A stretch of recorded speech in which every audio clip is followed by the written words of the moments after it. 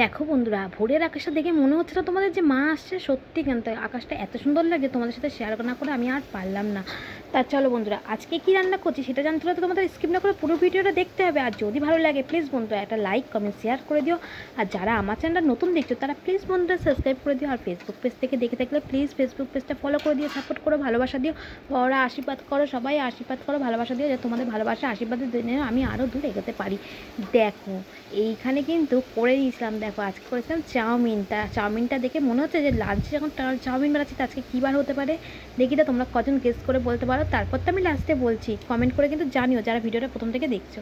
আর এই দেখো, আর এখানে দেখো প্রথমে আমি চাউমিনটা করার জন্য এখানে নিয়ে নিয়েছিলাম আমি এখানে একটু বিনস, পেঁয়াজ, আলু, আর নিয়েছিলাম কিছু সয়াবিন ভিজিয়ে রেখেছিলাম।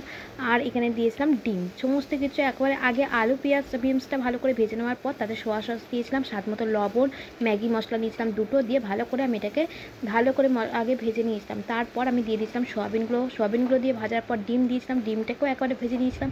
দেওয়ার পর তারপর আমি এখানে করে দিয়েছিলাম চাউমিনগুলো, দিয়ে ভালো করে মিশিয়ে নিচ্ছি। আর স্বাদ মতো তো লবণ দিয়েইছিলাম, আর কাঁচা লঙ্কা না চিড়ে দিয়েছিলাম, যেন বেশি ঝাল হলে ছেলে আবার খেতে পারবে না তার জন্যে।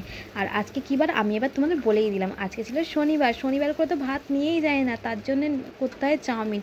বেশিরভাগ শনিবারই কিন্তু চাউমিনটাই নেয়, খুব কমই হয়তো রুটি নেয়, কিন্তু চাউমিনটা বেশি প্রতি শনিবারই বলতে গেলে দেওয়া হয়, প্রায় শনিবার। আর এই দেখো এই চাউমিনটা না এত মানে কি বলবো, এত সরু সরু না, এই চাউমিনটা একটুখানি যদি না দেখা হয় পুরো গলে পাক হয়ে যায়। কারণ এই চাউমিনটা আমি এর আগে একবার করেছিলাম, জানো এত বাজে হয়েছিল কি বলবো। মানে আমার ছেলে তো মুখেই দেয়নি, দেখেই বলছে মা এটা কী, কেন কখনো আমি চাউমিন ওরম বানাই না। আর ও বলছে মা এটা কী বানিয়েছো। আর মানে এত গলে পুরো পাক হয়ে গেছে, আমার চাউমিনগুলো আলাদা আলাদা কিছু বোঝা যাচ্ছে না। আমিও মুখে দিতে পারিনি, আমার ছেলেও খেতে পারিনি, কিন্তু আমার হাজব্যান্ড বলতে নেই ও সব রকম খেয়ে নেয়, ওই জন্য ওর অসুবিধা হয় না। তো ওকে টিফিনে দিয়ে দিয়েছিলাম ঠিকই, কিন্তু নিজে মনে মনে ভাবছিলাম যে, তা ও বলছিল না দিয়ে দাও, ও বললো ভালোই লেগেছে, কিন্তু আসলে মানে গলে গেছে জিনিসটা, খেতে ভালো হয়েছিল কারণ সব রকম জিনিস দিয়েই করেছিলাম। কিন্তু যেহেতু গলে গেছে বলে আমার আর ছেলের মুখে কারোর মুখেই আর ঢোকেনি মুখে।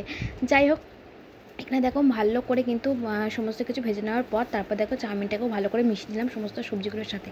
আর দেখো মাংস নেই তো কী হয়েছে, তার মাংসের পরিবর্তে কিন্তু এখানে সয়াবিন দিয়েছিলাম, খেতে কিন্তু ভীষণ ভালো লাগে। তোমরা একবার এরকম করে ট্রাই করে দেখো সয়াবিন দিয়ে চাউমিন, আশা করি তোমাদের সত্যিই খুব ভালো লাগে। আমাদের তো ভীষণই ভালো লাগে, তাই মাঝে মাঝেই কিন্তু এই সয়াবিন দিয়ে চাউমিনটা বানাই। তা তোমাদের কেমন লাগলো অবশ্যই জানিও।